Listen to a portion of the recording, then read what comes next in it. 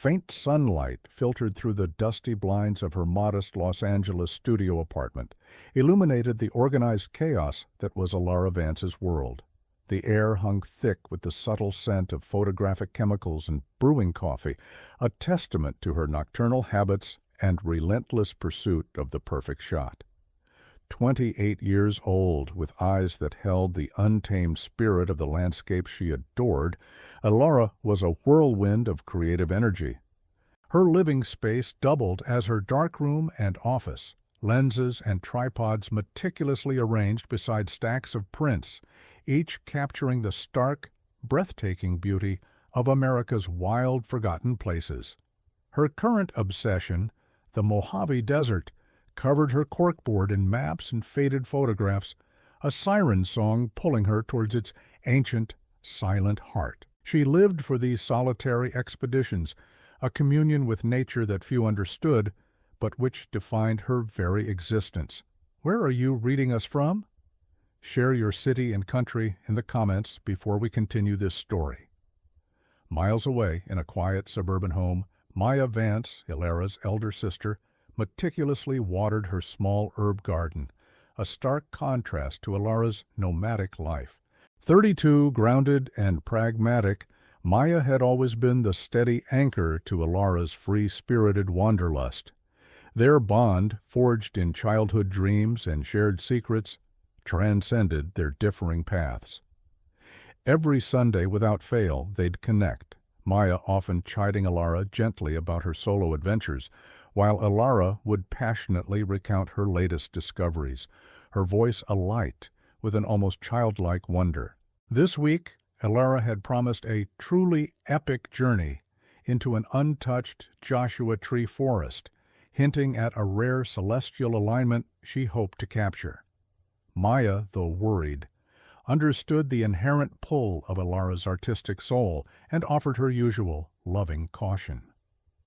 The days leading up to Alara's departure were a blur of focused preparation.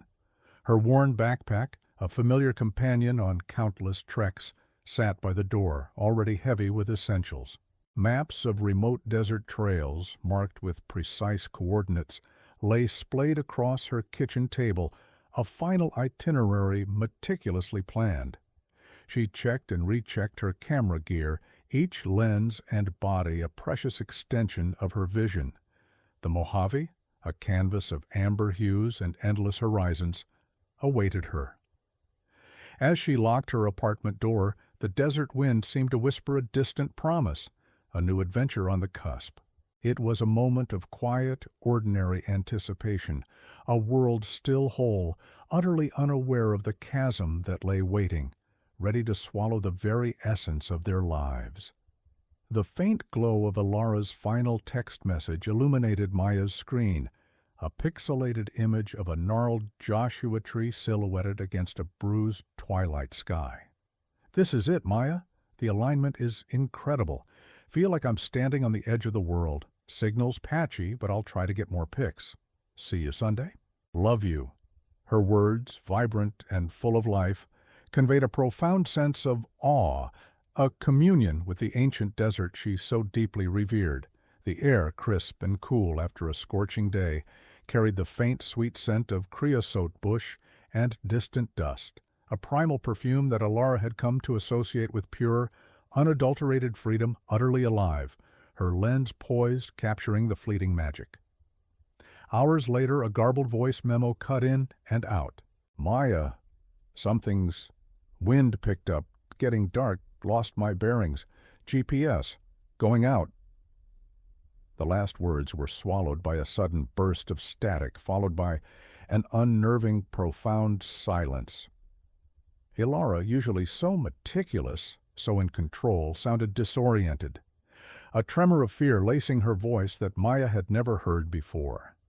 The desert, once a canvas of wonder, seemed to transform into a menacing labyrinth, its vastness now an oppressive weight.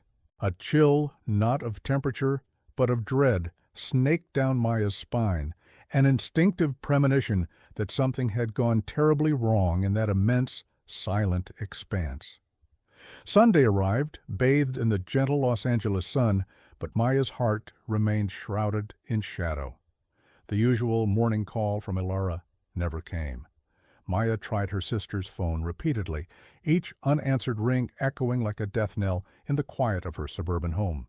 She left frantic voicemails, her voice steadily rising in pitch, a desperate plea for a sign, any sign, that Ilara was safe. The hours crawled by, punctuated only by the hollow silence from the other end of the line. The initial flicker of concern had ignited into a full-blown blaze of panic, consuming her thoughts, painting every mundane task with a grim sense of impending doom.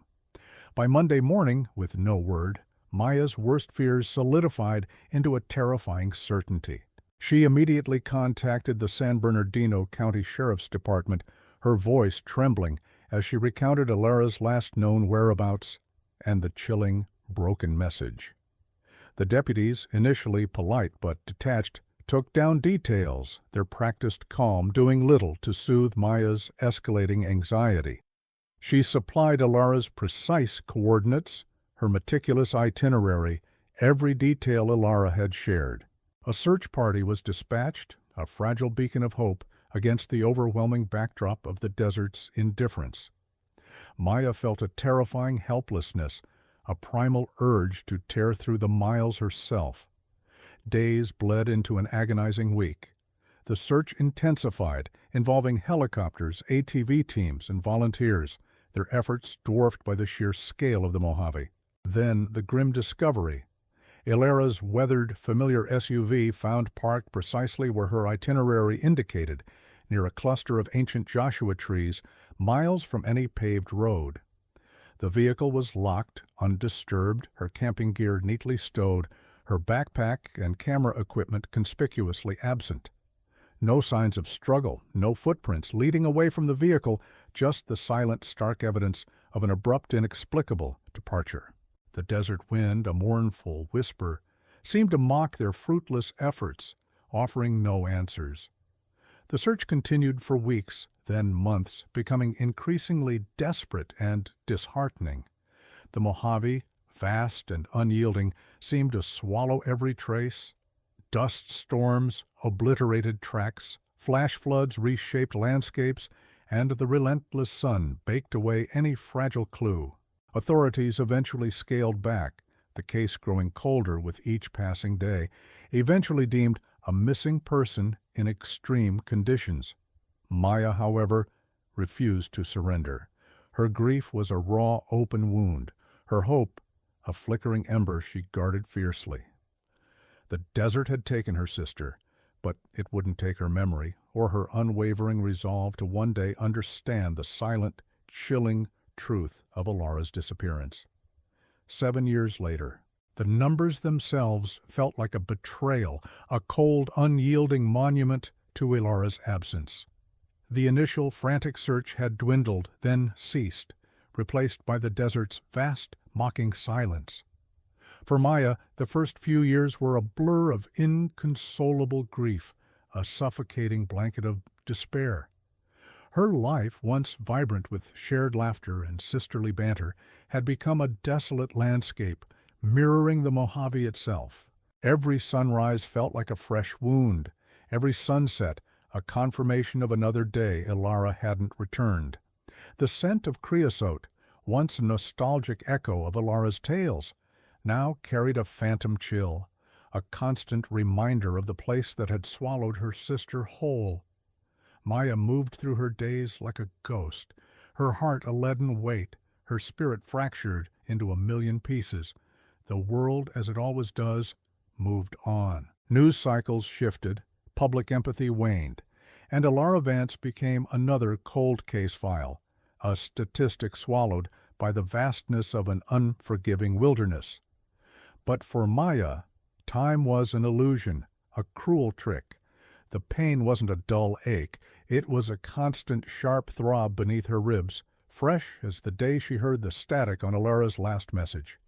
Birthdays, holidays, the simple cadence of seasons, each marked by Ilara's profound absence, a gaping void that no amount of time could fill, Friends offered condolences, then polite silences.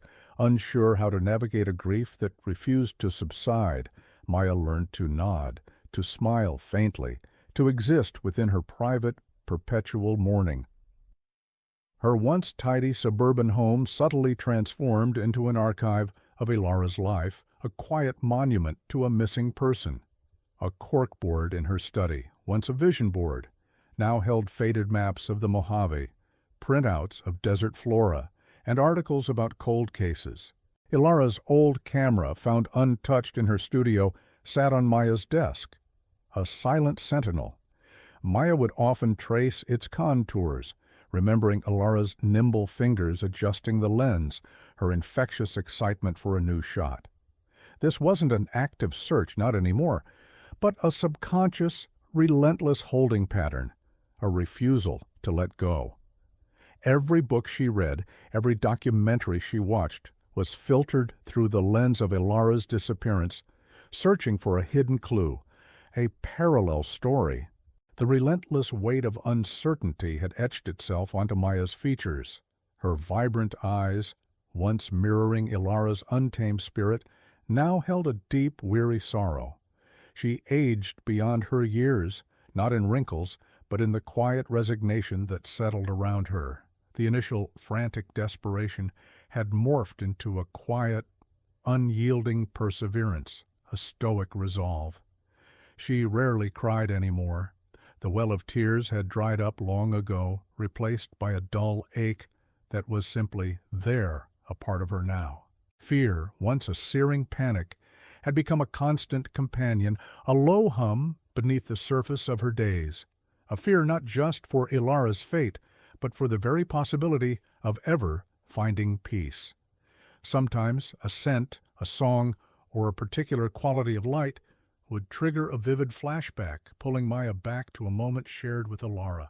She'd see Ilara's mischievous grin as they scaled a forbidden tree in their childhood, or hear her passionate discourse on the desert's hidden beauty over Sunday brunch. These memories were a double-edged sword, a precious connection to the sister she loved, but also a brutal reminder of the life that was stolen, the future that vanished. The what-ifs haunted her nights. What if I had insisted she take a satellite phone? What if I had gone with her? What if I had just called 5 minutes earlier? These hypothetical scenarios gnawed at her, an endless, self-inflicted torment. The sporadic bursts of renewed hope, often fueled by a new theory or a whisper from an online forum, were always followed by crushing disappointment. Each tip, each false lead, was a fresh wound, reopening the barely scabbed emotional scars. Maya had spent countless hours poring over geological maps, studying obscure desert phenomena, even learning basic survival techniques, driven by an obsessive need to understand. This isolated her further. How could anyone truly understand the consuming nature of a grief without a grave? She was adrift in a sea of unanswered questions, her lifeline a thin, fragile thread of hope that seemed to fray a little more with each passing year. Yet, despite the despair, a flicker of something stubborn remained within Maya.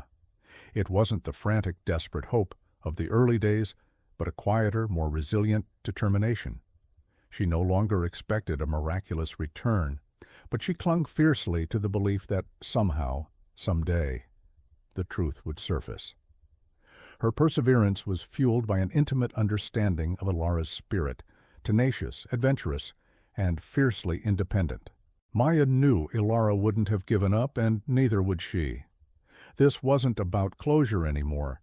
It was about honoring Ilara's memory, about refusing to let her simply vanish without a trace. It was about a sister's unwavering promise. The Mojave, once a place of wonder in Ilara's stories, had become a silent, brooding antagonist in Maya's mind. It was the keeper of secrets, a vast, indifferent entity that held the answers she craved. She had visited its edges, driven by a morbid fascination, feeling Ilara's presence in the whispering winds and the ancient gnarled Joshua trees. 7 years had sculpted Maya into a woman defined by her quest, hardened by loss, yet imbued with an almost supernatural resolve. The desert still held its secrets, but Maya, transformed and resilient, was ready to listen. The stage was set for a turning point, a ripple in the vast expanse of time that would shatter the long-held silence.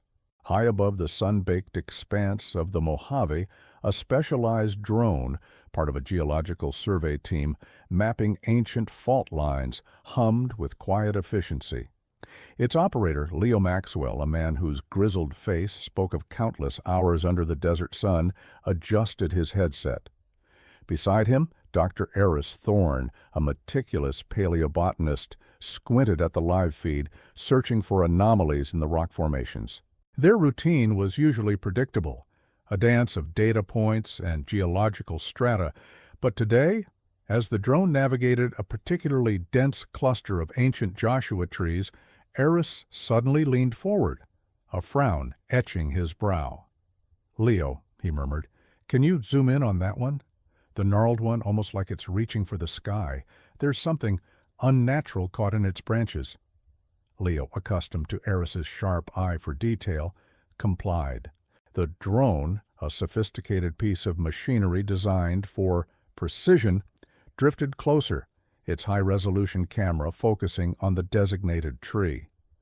What had appeared as a mere speck from altitude began to resolve into an irregular, dark shape, wedged tightly within the spiny, contorted limbs, high above the desert floor. It was too angular to be a bird's nest, too solid to be wind-blown debris.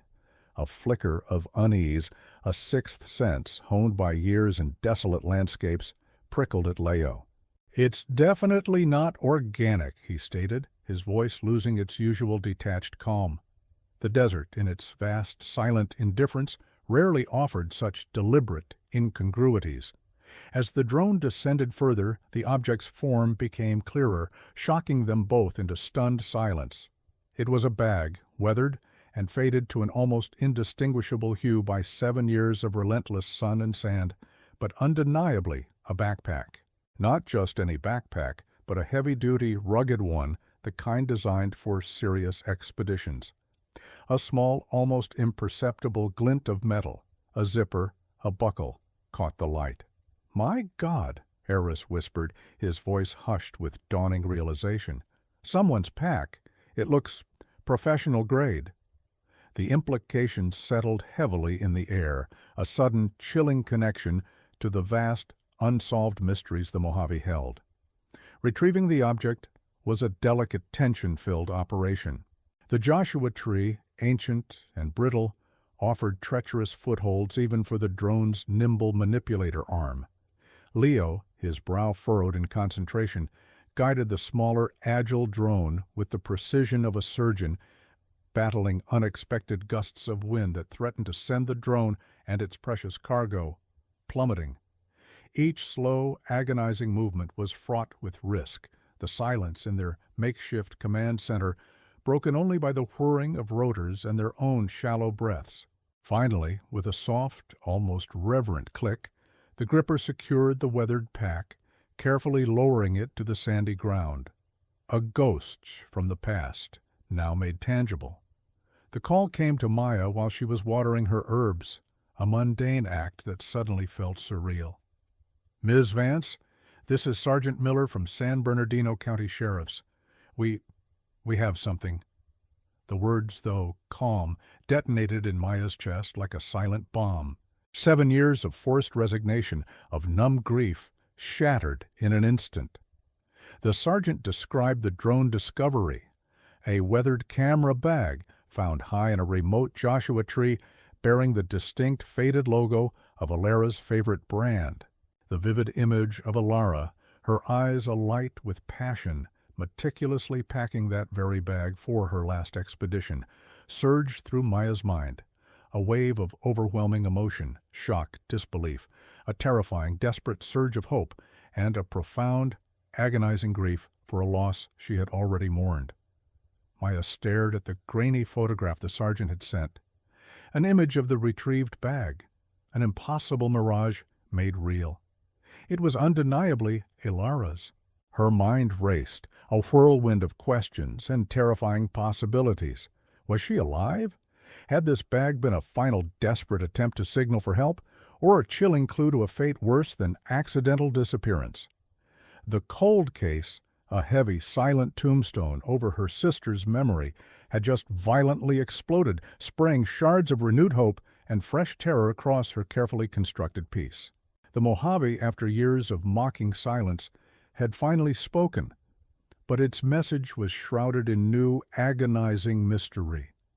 Maya knew with a chilling certainty her long vigil was far from over, and the true nightmare was only just beginning.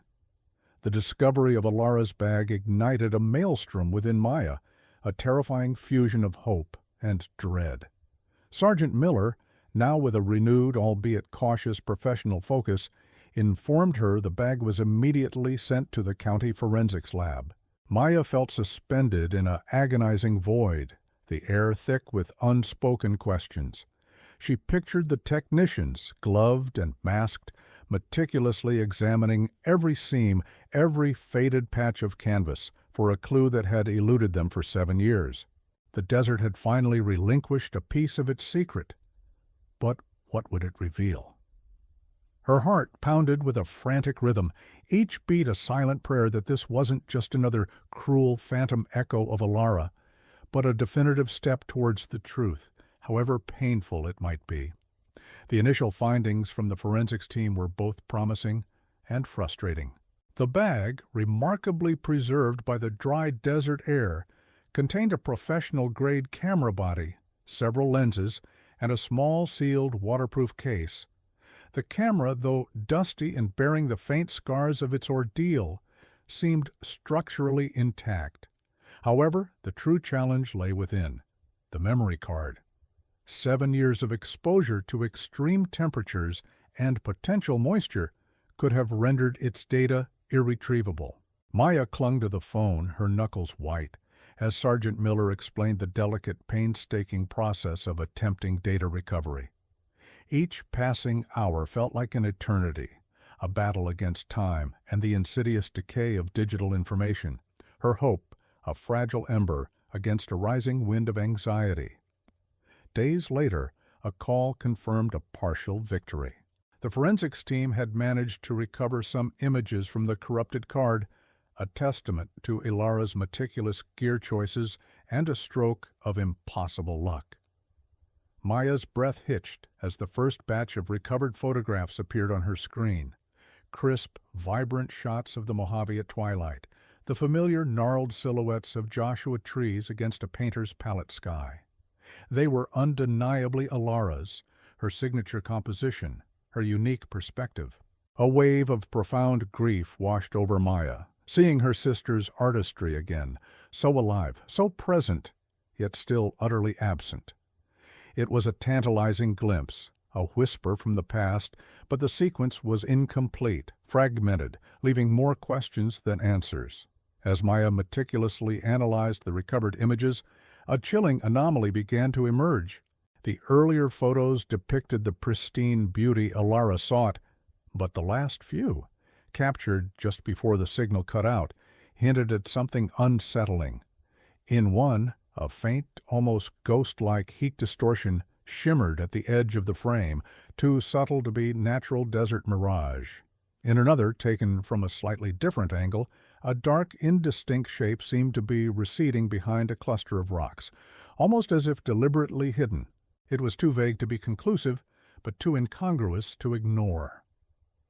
A cold knot tightened in Maya's stomach. This wasn't just about a lost photographer. It was about something, or someone, else. The focus then shifted to the small, sealed, waterproof case. With surgical precision, the forensics team opened it, revealing a small, leather-bound journal, its pages surprisingly preserved despite faint water damage. Maya felt a profound, almost sacred connection as she held it, knowing Alara's hand had touched these very pages. Reading her sister's private thoughts, a window into her last moments, was an emotional tightrope walk. The initial entries were typical Alara, observations on light, flora, and the desert's stark beauty. But then the tone shifted. Day 3, one entry read, "Strange quiet. Too quiet. Feel like I'm being watched. Just the wind, probably, but a shiver I can't shake." The subsequent entries in Ilara's journal escalated Maya's unease into a terrifying certainty. Ilara, ever the meticulous observer, described finding unusual patterns in the sand, not animal, not natural erosion. She wrote of a faint metallic scent on the wind, distinct from the creosote. Her adventurous spirit was slowly yielding to a palpable sense of dread. "My GPS is failing, but I swear I'm not lost," an entry stated. "It's like the desert itself is shifting, or something is making it shift around me." Maya's mind reeled. This wasn't an accident. Ilara hadn't simply vanished. She had encountered something or someone out there in the vast, indifferent Mojave. As Maya presented these new, unsettling clues to Sergeant Miller, she met with a familiar, disheartening skepticism. "Ms. Vance, after 7 years, strange patterns and faint scents are incredibly hard to corroborate," he explained, though his tone was softer than before. The vastness of the Mojave, coupled with the passage of time, made concrete investigation almost impossible without more definitive evidence. Maya felt the immense weight of the system, the bureaucratic hurdles, the quiet resistance to reopening a cold case based on what seemed like ethereal observations. The pressure of time pressed down, each hour eroding the slim chance of finding further, more tangible proof. Yet Maya's spirit, tempered by 7 years of unyielding grief, refused to break. Her sister's precise scientific mind wouldn't have imagined these things. Ilara had always been grounded, observant, and rational. The details in the journal, combined with the subtle anomalies in the recovered photographs, coalesced into a chillingly clear picture for Maya. She knew, with an almost primal certainty, that Ilara had stumbled upon something hidden, something the desert meant to keep secret. A final scribbled note in the journal, almost illegible, mentioned a specific rock formation, like a sentinel, near the old mining trail southeast of the alignment point. This was it, a concrete lead. Maya knew she had to go back to the Mojave to follow Ilara's last, terrifying breadcrumbs herself. Driven by a desperate, unwavering resolve, Maya finally stood before the Sentinel rock formation, its jagged silhouette piercing the relentless Mojave sky. The journey had been brutal, a solitary pilgrimage through unforgiving terrain, retracing Ilara's last steps with agonizing precision, each dusty footprint a ghost of the past. The coordinates from the journal, scrawled almost illegibly, had led her here, to this isolated ancient sentinel that seemed to guard a profound secret. The air, thin and hot, vibrated with a strange, almost electric tension, a premonition of the truth that lay waiting. Her heart hammered against her ribs, a frantic drumbeat echoing the 7 years of unanswered questions, the hope and dread a suffocating weight in her chest as she approached the gnarled Joshua trees, their shadows stretching long and distorted in the late afternoon sun. Behind the sentinel formation tucked within a natural alcove, hidden from aerial view, Maya discovered it, not a body, but a makeshift, camouflaged shelter, crudely constructed yet expertly concealed. The unusual patterns Ilara described were faint vehicle tracks, almost swallowed by sand, leading to this clandestine spot. Inside, amidst scattered, rusted equipment, lay Ilara's final chilling discovery. Her second camera, the one not in her pack, rested on a makeshift table, its memory card intact. The final images revealed a clandestine mining operation, their machinery causing the metallic scent and ground to shift. The last frames, blurred with motion, depicted a shadowy figure, then a sudden, jarring impact. Ilara hadn't simply vanished, she had stumbled upon something illicit, something someone was willing to kill to conceal. The desert, once a silent antagonist, now held a terrifying, articulate truth.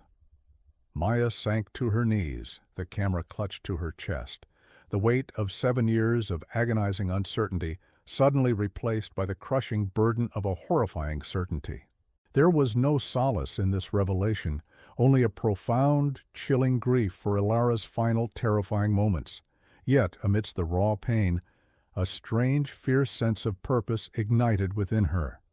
Ilara had found the truth, and in doing so, had left a breadcrumb trail for Maya to follow. The mystery was solved, but the fight had just begun. The Mojave had taken her sister, but it had also, finally, given her the answers, albeit ones steeped in danger and a desperate need for justice. The long vigil was over, replaced by an urgent, unwavering quest for retribution. The chilling revelation of Ilara's final moments, captured in those last blurred frames, ripped through Maya's carefully constructed resilience. The makeshift shelter, a silent tomb of truth, echoed with the ghosts of Ilara's last desperate seconds. The police, initially skeptical, were now faced with undeniable evidence. A clandestine mining operation, a struggle, a deliberate act of concealment. Sergeant Miller, his face grim, assured Maya this was no longer a cold case, but an active homicide investigation. Yet the confirmation brought no comfort, only a deeper, agonizing grief. 7 years of haunting uncertainty had been replaced by a horrifying certainty, a brutal image of Ilara's final stand against unseen forces in the vast desert. Maya clutched the camera, its weight heavy, a testament to her sister's unwavering spirit and tragic discovery. The Mojave, once mocking, now seemed to murmur Ilara's name, a solemn witness to the truth. Maya, now armed with a chilling truth, transformed her grief into an unyielding force for justice. She became an indispensable part of the renewed investigation, her intimate knowledge of Ilara's meticulous habits and the desert's nuances proving invaluable. She worked tirelessly with Sergeant Miller, poring over maps, cross-referencing journal entries with satellite imagery, identifying potential access points for the illegal operation. The legal battle was arduous, spanning months, as authorities pieced together the network behind the illicit mining and Ilara's murder. Maya faced down intimidating lawyers and the grim realities of the justice system, her voice unwavering as she spoke for her sister. This quest for retribution, born from the deepest pain, reshaped her purpose, allowing her to channel sorrow into a powerful, tangible fight. Every legal victory was a testament to Ilara's enduring legacy and Maya's fierce devotion. Years later, the full truth was brought to light.